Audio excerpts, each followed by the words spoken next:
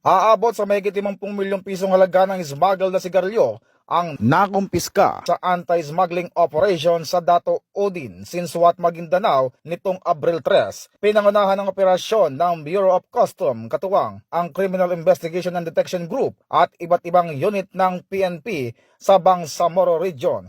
Ayon kay Police Brigadier General Jason De Guzman, Regional Director ng PRO BARM, nadiskubre ang kontrabado matapos i-report ng mga residente ang kahinahanalang pag-iimbak ng mga kahon ng imported na sigarilyo sa isang bakanting lote sa barangay Dinaig Proper. Pinaniniwala ang pinuslit ang mga ito sa pamamagitan ng dalampasigan at planong ipamahagi sa iba't ibang lugar kabilang ang Cotabato City. Dahil sa agarang koordinasyon ng mga otoridad at lokal na pamahalaan, napigil ang planong distribusyon ng mga smuggled na sigarilyo. Patuloy naman ang paalala ng mga otoridad laban sa smuggling at iba pang ilegal na aktibidad.